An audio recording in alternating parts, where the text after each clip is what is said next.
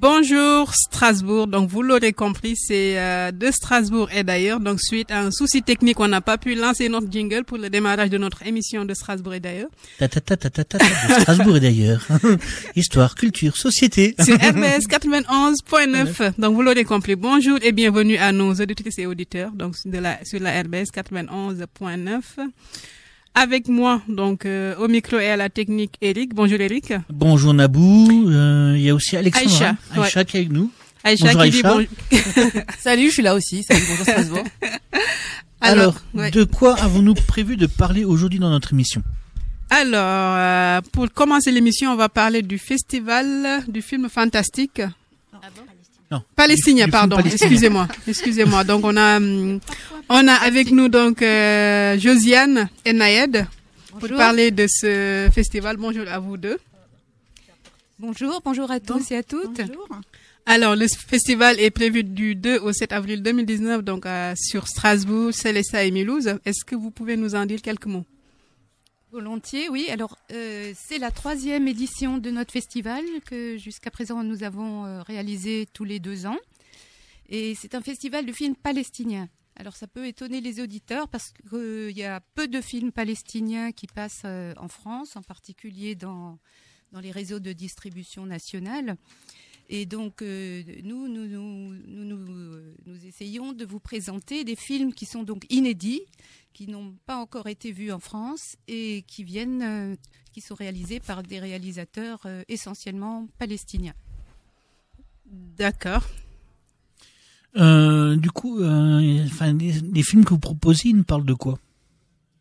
Ils nous parlent d'un tas de choses différentes parce que la filmographie palestinienne est extrêmement riche et variée. Donc, il y a aussi bien des films qui sont des documentaires sur une situation locale. Il y a des films de fiction, complètement. Il y a des courts-métrages, y compris des courts-métrages très contemporains, expérimentaux, mais aussi des courts-métrages sur des événements qui se sont produits soit à Gaza, soit en Palestine. On a toute une séance de films sur la musique d'aujourd'hui en Palestine.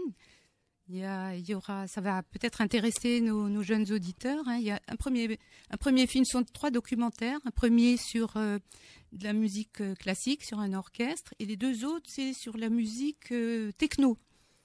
Ça peut surprendre, mais on fait de la musique techno en Palestine, exactement comme partout dans le monde. Les jeunes ont les mêmes intérêts. Et je pense que ça pourrait vraiment être intéressant pour les jeunes. D'accord. Alors, est-ce que vous pouvez nous présenter l'association ou le mouvement qui est à l'initiative de ce festival? Oui, volontiers. C'est le collectif judéo-arabe et citoyen pour la Palestine. C'est une association de Strasbourg qui existe depuis 2002. Ouais. Et donc c'est cette association qui est à l'initiative du festival, mais nous avons des partenaires aussi. Et alors pour ce festival, on a plusieurs partenaires qui sont la CIMAD, le CCFD Terre Solidaire et l'association France-Palestine Solidarité. D'accord. Et pourquoi un festival sur la Palestine? Parce que pendant des années, tout le temps, tout ce qui passe dans les journaux, à la télé et tout, c'est la guerre, la destruction, des morts. On représente un peu les Palestiniens comme des gens violents et terroristes. Et là, on voulait montrer autre chose. La culture, ils sont très créatifs avec les peu de moyens qu'ils ont parce qu'ils n'ont pas d'argent pour faire des films. C'est pour ça qu'il y a souvent plus des films, des courts-métrages et des documentaires parce que ça demande moins d'argent qu'un film de fiction et un long-métrage. Et alors, donc, on essaye de montrer autre chose des Palestiniens. Et c'est pour ça, c'est des êtres humains, ils sont très artistiques, ils veulent vivre et tous leurs films sont très créatifs. D'ailleurs, on s'arrange pour toujours choisir des films qui correspondent à ce qu'on veut montrer de la Palestine. Ouais. Eric ou Aïcha? Alors, on peut dire aussi que c'est l'objet de notre association. L'objet de notre association, c'est d'informer le public ici sur ce qui se passe en Palestine. les bonnes et les mauvaises choses. Je veux dire aussi bien, malheureusement aussi, les agressions, etc., qui sont subies, la situation terrifiante dans laquelle est la Palestine et en particulier Gaza. Et puis surtout, ce qu'on connaît beaucoup moins, comme l'a dit Naed, l'incroyable créativité de ce peuple. Ouais. D'accord. Alors, d'ailleurs, en parlant de musique, vous allez voir, il y a un des courts-métrages, c'est la première DJ palestinienne. Sama. Sama, qui fait une musique extraordinaire. Et donc, il y a un des courts-métrages qui est sur elle et d'autres DJ, mais elle, c'est une femme. Femme palestinienne, DJ, c'est assez extraordinaire. Et je crois qu'elle est déjà bien connue du monde underground ici aussi. Elle s'appelle Sama. Hein. Elle fait des concerts à Londres et tout, mais en France. Pourtant, elle était en France pendant quelque temps. Et pour voir les films, où il faut aller et à quel moment où est-ce qu'on peut lire le programme? Le programme est sur le site du festival, sur la page Facebook du festival. Donc c'est facile, c'est Facebook et puis Festival du film palestinien à Strasbourg. Il est aussi sur la page de notre collectif Judéo-Arabe et Citoyens pour la Palestine et sur la page du Star, parce que la plupart des films à Strasbourg auront lieu au Star, sauf le premier qui aura lieu au Star Saint-Exupéry, le même groupe. Et le samedi après-midi, on aura une séance, alors plus d'histoire, à l'Odyssée, avec une table ronde où nous avons invité des... Oui, ce qu'il faut rajouter quand même, c'est que nous essayons d'avoir un invité à chaque séance de 20 heures pour animer les débats, présenter son film. En général, c'est le réalisateur. Et donc, cette fois-ci aussi, nous avons plusieurs invités. Et ensuite, à Célestat, au cinéma Le Select, et puis à Mulhouse, au Bel Air. Et vous trouverez tout sur le programme des 3 villes sur le programme général du festival. Et il est inclus aussi dans le programme du Star. D'accord. Cette semaine, le Star a sorti son programme pour le mois de mars. Donc on ne saurait que trop conseiller à nos auditeurs de passer au Star, voilà, de voir un bon film au Star et puis de profiter pour récupérer le programme. Puis il y a notre programme aussi qui est au Star. D'accord. Ok. Vous avez un mot peut-être pour inviter nos auditrices et auditeurs? Il faut venir. Il faut venir parce que ça nous prend presque un an de travail. Oui. On essaye vraiment de chercher les films dans tous les festivals qu'il y a dans le monde arabe au début, puis après dans le monde anglophone, parce que souvent leurs films sont sous-titrés en anglais et pas souvent en français. Donc on part à la chasse de tous ces films et ça nous prend environ presque un an. Et là, c'est sous-titré en français? Oui, tous les sous-titres qui passent dans les salles ici sont en français. C'est ça la difficulté aussi. Et c'est bien, c'est bien. Et vous n'allez pas être déçus. Hein. Voilà, c'est ce que j'allais dire. N'hésitez pas à découvrir On a fait une belle sélection et je crois que vous allez être contents. Pour tous les amateurs de cinéma, pour tous les amateurs aussi de la Palestine, il faut venir. Vous ne serez pas déçus. D'accord. Eh bien, je crois qu'on va faire une petite pause musicale avant d'entamer le cœur de notre émission qui sera quand même sur le chocolat. Donc, pour tous les gourmands et tous les auditeurs, vous pouvez rester. Hein. En attendant, on va faire peut-être une toute petite pause parce que le chocolat, c'est de la bombe. Donc, moi, je vous propose une chanson de Sergent Garcia qui s'appelle Oye mi bomba. Et comme ça, on pourra vraiment entamer notre sujet tout de suite après. De Strasbourg et d'ailleurs, les résidents étrangers ont la parole. De Strasbourg et d'ailleurs. Actualité, culture, société, sur RBS 91.9. De retour sur De Strasbourg et d'ailleurs, donc vous écoutez encore et toujours le rendez-vous hebdomadaire du Conseil des résidents étrangers sur la RBS 91.9. Donc étaient avec nous Naed et Josiane qui nous ont parlé du festival du film palestinien, donc la 3e édition qui a lieu du 2 au 7 avril sur Strasbourg, Célestat et Mulhouse. Donc on voulait juste préciser que c'est une activité dont la mairie, donc la ville de Strasbourg et la DRAC sont de grands partenaires. Donc vous y êtes toutes et tous attendus. Eric, on va parler de quoi donc, pour la maintenant, suite? Aujourd'hui, maintenant notre sujet central, c'est on va parler à nous en lécher les babines puisque le sujet d'aujourd'hui est très souvent le préféré de tous les gourmands et de toutes les gourmandes. Le chocolat. Au dessert, au goûter, au petit déjeuner, il n'y a pas d'autre aliment qui occupe une telle place. À tout moment de la journée et que nos palais appellent avec une telle intensité. Tout le monde, ou peu s'en faut, aime le chocolat. Il faut aussi se rendre compte que comme toute chose qui prend une place dans la culture, le chocolat a une histoire. Il y a déjà l'histoire de la plante à la tablette. La graine, la plante, la cabosse, la fève ne deviennent pas par miracle des tablettes de chocolat. Mais le chocolat a aussi une origine, il est passé par d'autres usages et il paraîtrait même qu'il a eu une place particulière pour les Aztèques. Et quand on parle des Aztèques qui ont vécu dans l'actuel Mexique, et quand on parle du Mexique, de Strasbourg et d'ailleurs, on parle bien sûr de Patricia. Elle connaît le Mexique, son pays, elle connaît l'histoire de son pays. Je me suis même laissé dire qu'elle en connaissait un bout sur le chocolat. Alors, vous l'aurez compris, donc c'est Patricia qui va nous parler de ce sujet aujourd'hui. Les auditrices et auditeurs de notre émission te connaissent bien et on te demandera pas de te présenter. Alors, on va juste passer à la première question. D'où vient le chocolat, Patricia? Merci beaucoup de me donner l'occasion de parler du chocolat. D'où vient le chocolat? Les premiers cacahuayers qui s'est vu dans ce monde, ça a été les Mayas et les Aztèques après. Mais les cacahuayers, c'est une plante bien exotique. On ne peut pas la trouver partout dans le monde. C'est surtout dans les régions aux alentours de l'équateur.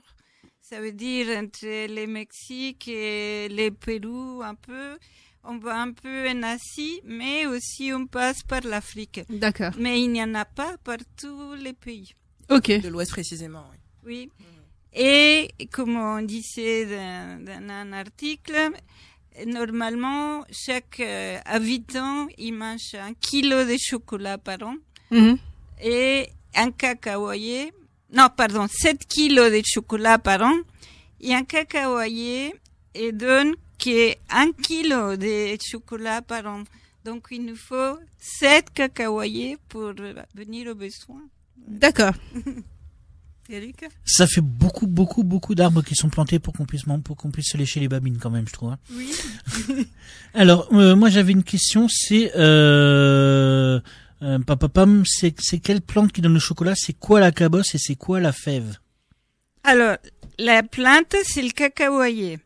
Et les cacahuayers donnent des fleurs qui n'ont pas beaucoup d'odeur. Et c'est la raison pour laquelle il n'y en a pas beaucoup de cabosses, parce que chaque fleur se transforme en cabosse. Et bien sûr, les fleurs sont pollinisées par les abeilles et tout ça. Mais donc, comme il n'y a pas beaucoup d'odeur, ça se propage pas beaucoup. Ok. Et c'est pour ça qu'on a peu de cabosses. Mais les cabosses, malheureusement pour ceux qui nous écoutent, j'ai amené une cabosse. Aïcha est en direct sur Facebook, donc pour ceux qui nous suivent en ligne. Alors elle est efficace, hein. La cabosse, c'est un truc qui semble assez dur. C'est oblong, on dirait une espèce de grosse courge en fait, toute brune. Et je sais pas, je peux juste la prendre en main pour voir un peu si c'est dur ou pas ce truc-là. C'est une espèce de fruit de baobab. Peut-être je connais pas bien, mais c'est une taille environ de 20 centimètres. Qui sont grands, mais sinon là c'est 10-15 centimètres. Et elle date de combien de temps celle-ci? Enfin, vous l'avez. Et je l'ai depuis presque 10 ans. Ah ouais. Ah d'accord. Ok. Et à l'intérieur de ces cabosses, c'est là le trésor. Ok. Fèves. Il y a les fèves qui sont entourées d'une espèce de ganache qui c'est très mou. Très sucré. Et il faut qu'on sorte de la cabosse les fèves et on les fasse sécher. Et c'est là que dans chaque pays, c'est très différent la manière de séchage. Et c'est ça la qualité de chaque chocolat et de l'origine de chaque pays. D'accord. Et donc, à partir de là, on peut faire des merveilles. Alors, je crois qu'il existe une légende autour du chocolat. Et un dieu aurait donné le chocolat aux Aztèques, et ce pour notre plus grand bonheur. Oui. comme je disais tout à l'heure, les Aztèques ont vu les chocolats. Il y a la légende, mais comme je suis mexicaine, j'y crois bien, j'y crois Dur comme fer. Qu'il y a eu un dieu qui s'appelait Quetzalcoatl. Et c'était un dieu qui avait la forme d'un serpent à plumes. D'accord. Et c'était un dieu qui faisait beaucoup d'agriculture. Il montrait aux Aztèques comment faire les cultives. Et comme les Aztèques étaient gentils, il les a offert comme un cadeau royal, les cacahuayers. Et donc, les cacahuayers, il les plantait pas n'importe comment. Il les plantait et il fallait que les fèves qui allaient planter restent 3 lunes comme ça. Et autour des cabosses, il y avait environ 60 danseurs. Et une fois que la cérémonie des 3 lunes est passée, et il fallait les planter, mais c'était pas n'importe qui les plantait, c'était les grands prêtres. D'accord. Et qui devaient faire la plantation pour qu'ils soient encore plus riches,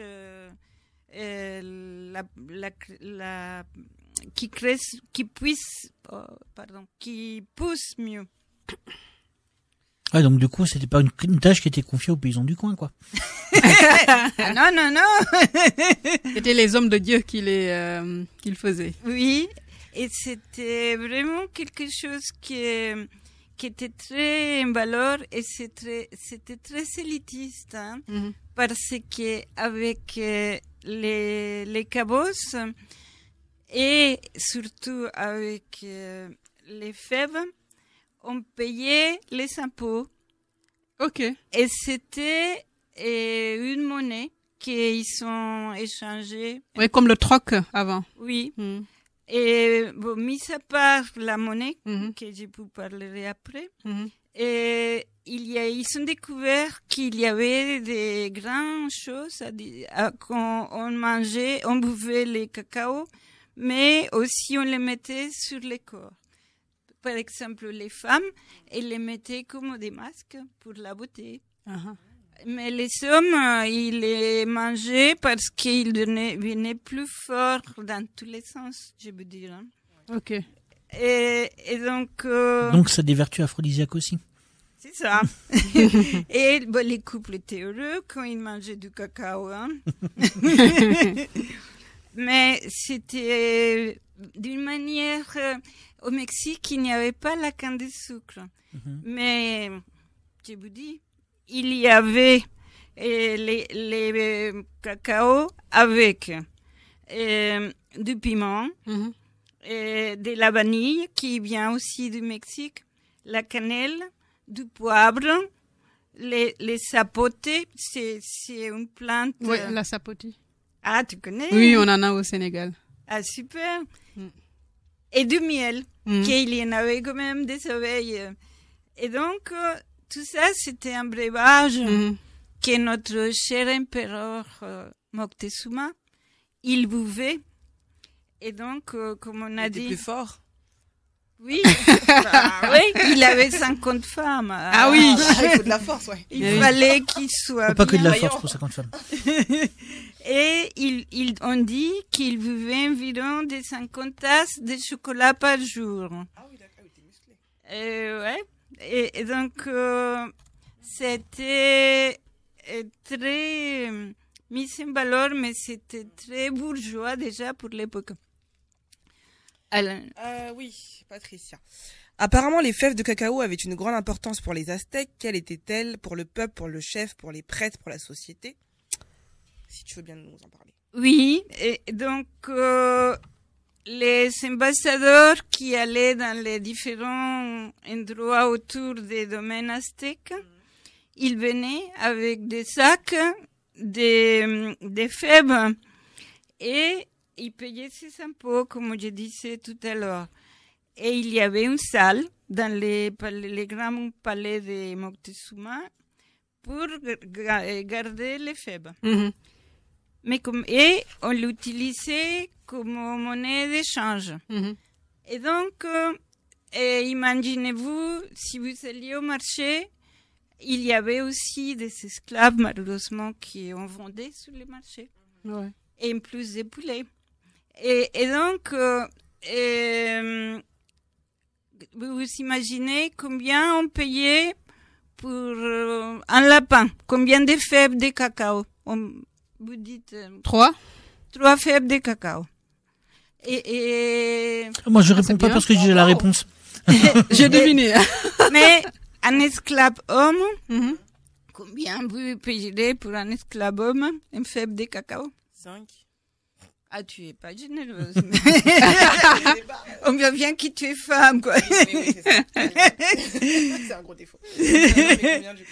Et c'était 100 fèves de cacao. Ah ouais. 100 fèves? 100 fèves. Et pour une esclave femme, Mhm. en réalité, les lapins, ça coûtait 10 fèves de cacao. Et une esclave femme, on payait 5 fèves de cacao. C'était Et moins, pour l'homme 100 et pour la femme 5. oui, Ok. et moins cher que le lapin. Ah ouais. Et on se demande pourquoi les Aztèques sacrifiaient des êtres humains et pas des lapins. Oh, c'était des cultures différentes, quoi. Et c'est une petite parenthèse. Les Aztèques croyaient que il avait beaucoup de dieux. Et ils croyaient que les meilleures offrandes pour ces dieux, il n'y avait pas meilleur que les cœurs d'un homme. Et ils choisissaient les meilleurs du village pour honorer les dieux. Et c'était un grand honneur d'être sacrifié.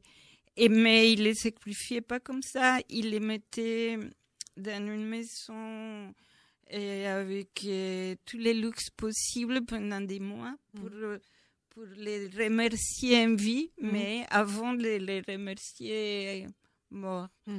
Mais bon, ça c'est une partie de la culture que je suis pas d'accord, mais c'est comme ça. Donc,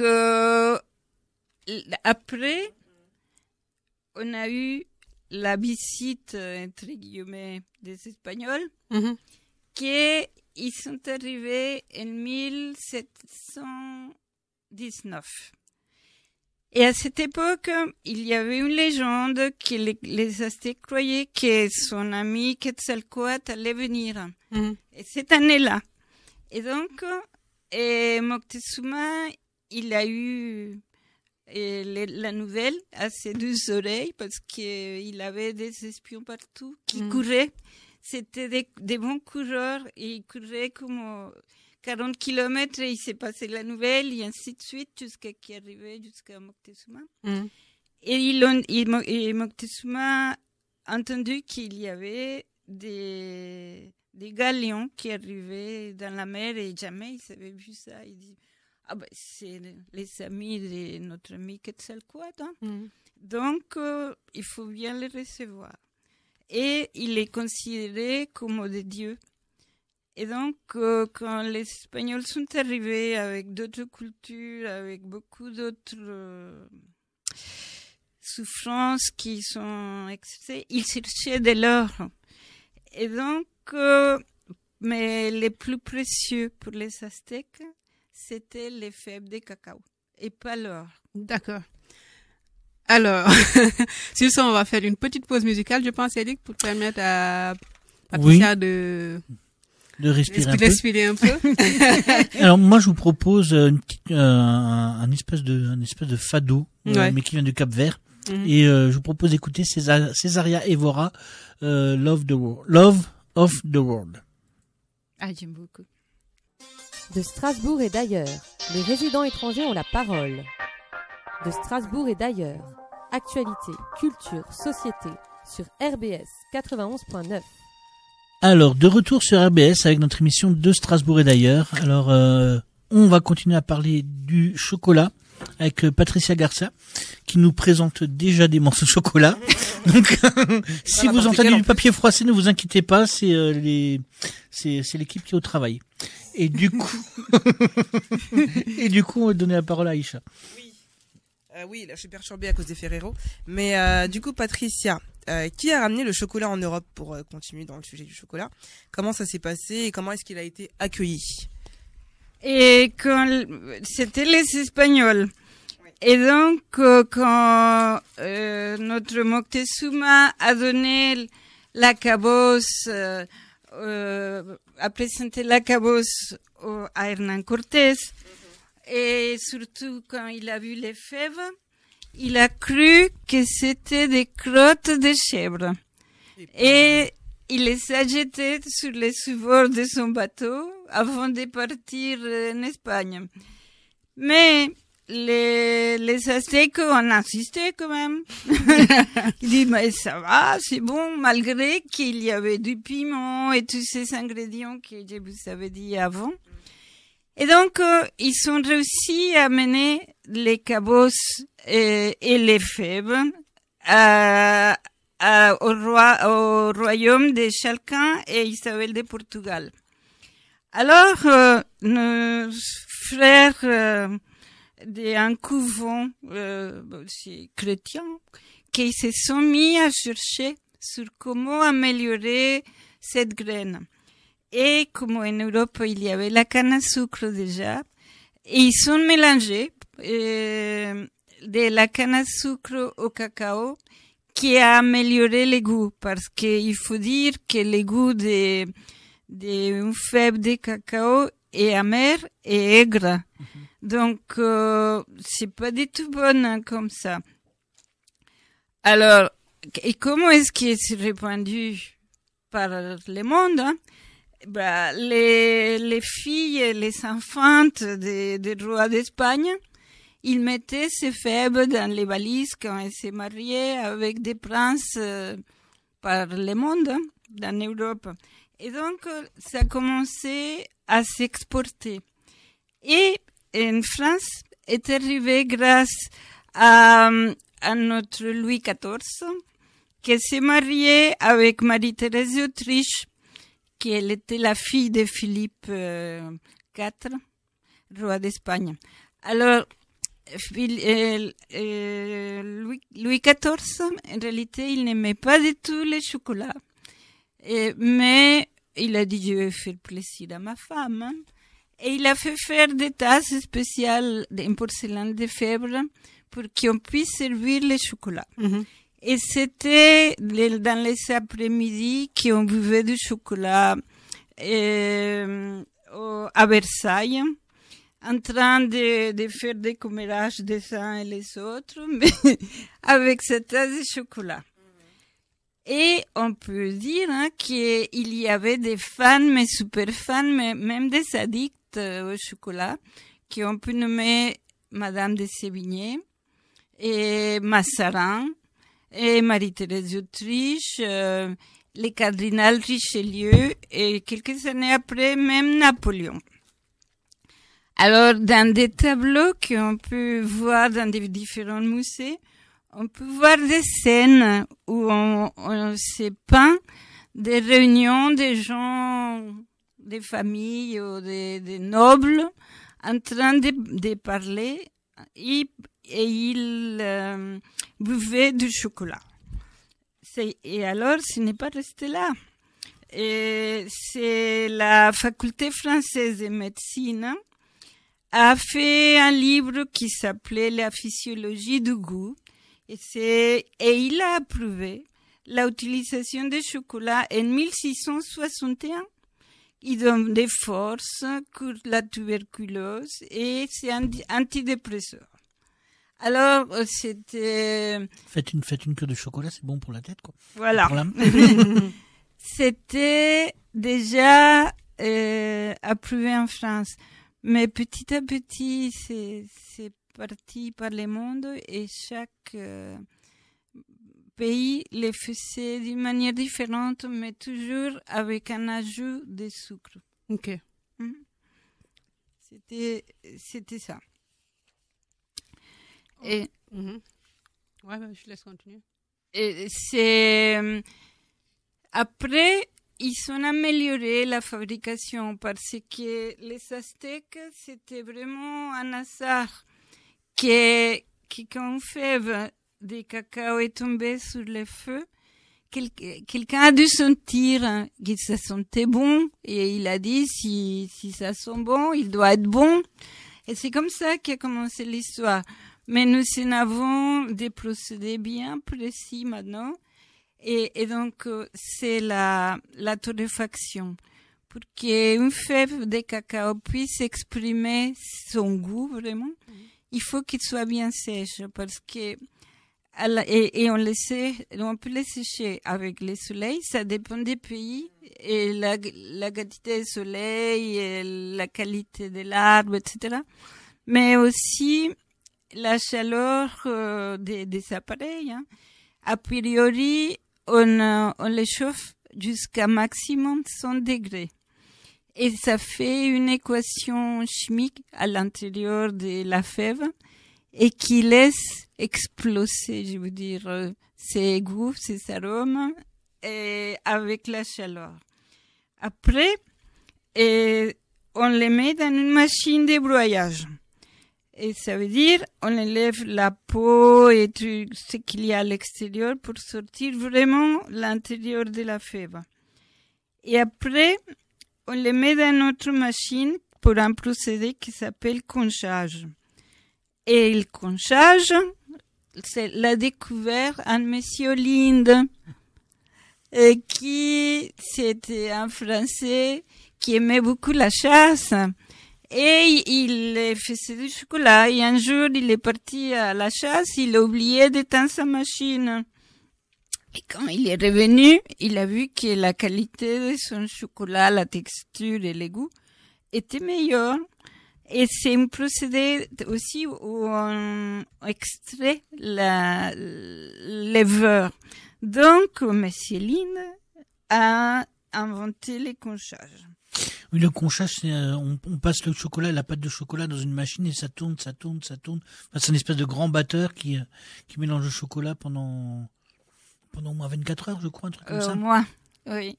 Exactement. Voilà.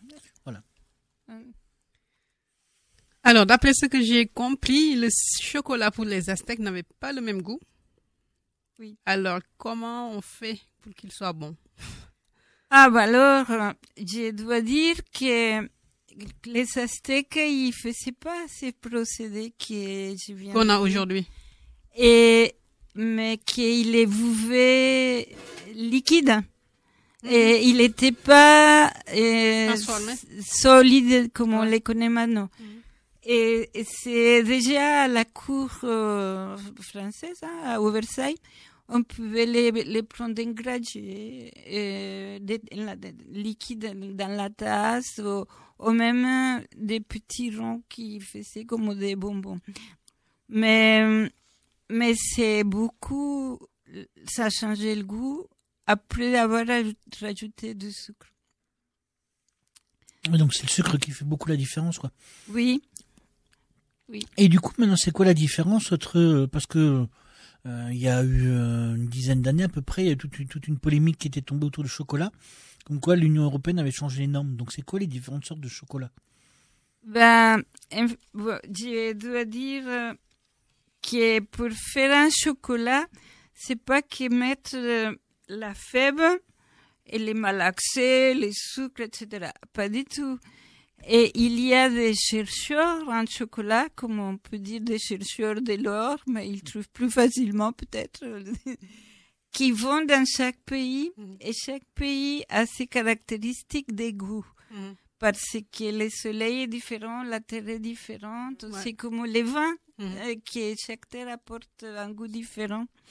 Et parmi les pays producteurs dans le monde, c'est la Côte d'Ivoire, le Ghana, l'Indonésie, Nigeria, Brésil et Cameroun. Et le Mexique est resté comme histoire pour faire du cacao. Et c'est vraiment être militant, parce que c'est vraiment très très difficile maintenant de produire des cacaoyers pour le climat, pour la difficulté soi-même les abeilles ne pollinisent pas autant qu'avant, Ouais. etc., etc. Et il arrive une crise des cacaoyers. Bah, justement, je m'ai amené à ma question parce que j'avais une question là-dessus. Les économistes parlent de pénurie du chocolat, pas du cacao, mais du chocolat en 2020, donc l'année prochaine. Qu'est-ce que tu en penses? Est-ce que tu as un mot là-dessus? Moi, je me suis concentrée sur le cas de l'Afrique de l'Ouest, et je sais que là-bas, c'est lié notamment au problème de production, parce qu'ils n'ont pas forcément les moyens de produire. Les producteurs ne se rendent pas compte de leur réel gain, en fait, donc ils sont désavantagés par rapport aux acheteurs, et du coup, la longueur aussi de la production fait qu'il y a de moins en moins de producteurs qui le font. Et de plus en plus de demandes dans les pays dits émergents. Donc, il y a un déséquilibre qui s'est créé, et le prix a notamment explosé, en fait, du coup. Oui. Puisqu'il est devenu rare et il sera de plus en plus rare. Alors, qu'est-ce que tu en penses? Est-ce que tu as un mot là-dessus? Et qu'en est-il du cas du Mexique, par exemple, ou des pays Et c'est très, très dommage, hein, parce qu'on ne fait pas l'effort, les gouvernements, de faire attention à ça. Et ça serait bien que les gouvernements soient conscients de ce que dans quelques années, Il y a des mesures. qu'il y ait des mesures pour qu'ils puissent continuer à produire. Hein. Parce que c'est pas évident, même si tout est adapté pour qu'il pousse, l'arbre il peut pas pousser. Bien sûr. Ouais. Il faut que les gouvernements accompagnent en fait les producteurs. Exactement. Mais là, en Côte d'Ivoire, il y a des réformes qui ont été faites. Le gouvernement a pris ses responsabilités, on va dire. Mais voilà, pour les autres pays, je sais pas encore. Mais en Côte d'Ivoire, par exemple, ça a été une décision a été prise et le gouvernement prend en main la production pour relancer justement cette production-là. Oui, les producteurs et les consommateurs aussi, parce que moi, je mange très peu de chocolat, même en bar. Et puis bon, après, je sais qu'il y a aussi des trucs qu'on a le droit d'appeler chocolat, qui sont plus tout à fait du chocolat. C'est des trucs qui ont le même goût, qui ont aussi des matières grasses, qui ont aussi du sucre, mais qui sont pas. Il y a même plus ou très peu de fèves de cacao. Par contre, moi, ce que j'aime bien, c'est vraiment un bon chocolat de temps en temps, et j'essaie de faire gaffe dans le supermarché, de l'acheter au rayon commerce équitable. Oui. Parce que je sais que dans le commerce équitable, après, il y a plein de choses qui sont critiquables, il y a des trucs qui sont vraiment à revoir dans le domaine du commerce équitable, mais c'est quand même le seul truc à un moment où on essaie de donner aux paysans sa part aussi. Oui. À celui qui produit. Oui. Et pas seulement à tous les et pas que aux intermédiaires ou des choses comme ça. Donc, il y a ça aussi, peut-être en tant que consommateur, penser, pas acheter autant de chocolat, hein, parce que vous n'aurez pas forcément du vrai chocolat, mais si vous en achetez, prenez-en un bon et prenez-en un qui respecte aussi le récoltant à la base, quoi. C'est très important ce que tu dis, Eric, parce que les chocolats noirs, la majorité, c'est du cacao et une partie du sucre, bien sûr. Mais les chocolats au lait, il y a moins de cacao et du sucre dans les quantités. Et tout ce qui n'est pas chocolat noir, en fait, plus on va chocolat au lait, chocolat blanc, etc. Oui. Et plus on s'éloigne en fait de la source. Et bien, les chocolats noirs, il n'y a pas il n'y a pas de chocolat, c'est du beurre au chocolat. Oui. Et donc c'est important de faire ces différences. Et c'est très important ce que tu dis, qu'on puisse choisir. Hein. Bon, il y a des goûts et des couleurs, hein, mais qu'on connaisse vraiment l'essence du chocolat qu'on achète. J'ai ici un petit tableau qui dit que les Français, c'est le 7e consommateur européen en chocolat. Les premiers, c'est les Allemands, qui mangent 11,54 kg par an et par habitant. Et les Autrichiens, c'est 8,54 kg par an. Les Estoniens, ils mangent 8 kg environ. Les Britanniques, 7,97. Les Danois, 7,51. Les Finlandais, 7,25. Et nous, les Français, n'est-ce pas, on mange 7,95 kg. On constate que la Suisse n'est pas sur ton classement. Ben si. C'est curieux. Ben c'est curieux. C'est comme ça c'est les Suédois et les Suisses sont après. Oui, ils savent en faire, mais ils en mangent pas trop, quoi. Oui. Ils sont peut-être dégoûtés à force. Ils commercent, ils mangent pas. Moi, j'ai une question à poser là à toutes les personnes. Alors, pour vous, le chocolat, c'est quoi? Le chocolat, c'est quoi? Ah oui. Un produit incontournable. Moi, j'en mange au quotidien. Ouais, au petit-déj, au dessert. J'aime bien. Voilà, donc. Moi, je suis pas très sucrée. Donc, tout ce qui est sucre, j'aime pas trop. Donc, j'en mange quelques fois. Mais c'est vrai que tu as parlé de antidépresseurs tout à l'heure. Ça fait du bien au moral, des fois, d'en manger un petit peu. Donc, j'en achète quand même, des fois. Ça fait du bien aussi. Ouais, avec une bonne crêpe. Pas mal. C'est pas mon truc à la base. Ouais, mais moi c'est un peu pareil, c'est un peu comme Aïcha, où je mange pas beaucoup de chocolat. Par contre, effectivement, je mets un peu de sous de côté pour pouvoir investir dans de bonnes tablettes. Et effectivement, c'est quand tu as vraiment envie de te faire plaisir, un bon chocolat. Ouais, t'achètes des tablettes à combien d'euros là pour investir Faire des économies. On dirait qu'il achète un appart. On n'a pas beaucoup de sous. Mais personnellement, j'ai vraiment découvert le chocolat quand j'avais habité à Troyes pendant un temps. Et j'habitais à côté d'un chocolatier, mais juste l'immeuble à côté. Et le chocolatier, il y avait comme sur son affiche qui a été champion du monde des meilleurs ouvriers, des meilleurs ouvriers, meilleurs ouvriers du monde en tout ce qui était chocolaterie. Et du coup, je me suis dit, je suis passé régulièrement dans ce magasin et puis j'ai demandé des conseils aux vendeurs et aux vendeuses. Et là, effectivement, ils m'ont fait goûter des chocolats, mais j'avais jamais imaginé que ça pouvait être ça aussi, le chocolat, quoi. C'est dans un chocolat, il peut y avoir beaucoup de mélanges, des saveurs, des fèves. Et c'est pour ça qu'ils vont chercher dans le monde. Et ils l'appellent les ganaches. Et donc, il peut y avoir des ganaches de différents types de fèves, mais aussi ils ajoutent des saveurs, je sais pas, la cannelle, la vanille, et ils font ce mélange et c'est comme ça. Et tu disais pour les petits déjeuners, c'est aussi notre monsieur Linde qui a découvert les chocolats en poudre. Alors, c'est aussi une autre chose.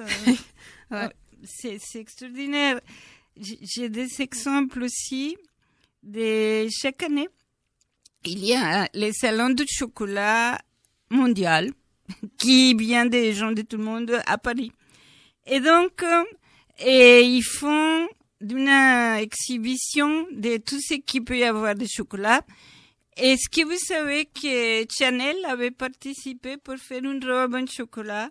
Et tous les grands modistes, ils s'exercent chaque année pour faire une robe en chocolat. En chocolat, c'est cool. Et on peut faire aussi des vins de chocolat à la place de l'eau. Quand j'étais allée au Mexique, au Mexique une fois et on m'avait fait goûter de la tequila au chocolat. Et à la vanille, à tous les trucs qui existent, mais au chocolat notamment. Voilà. C'était bon? Mal. Ouais. Je me souviens pas trop, mais c'était... Et voilà, ça fait encore un moment de plus pour Nabou pour boire du chocolat. Ah oui, hein. Donc, on peut faire des sculptures en plus des desserts et c'est passé dans les mœurs de chaque pays, de chaque personne. Et mon dernier mot, ça serait que le chocolat, ça vient du nahuatl. Et c'est écrit choco-A-T-L. Et c'est passé dans les mots de beaucoup de langues. Et qui ont dit chocolat, chocolaté, etc., etc. Je crois que même en russe, on dit chocolat, un truc comme ça. Oui. Chocolat. Je l'ai, mais mon accent ne me croit pas. Chocolade. Chocolade. Oui. Chinois, espagnol, finlandais, enfin. Voilà.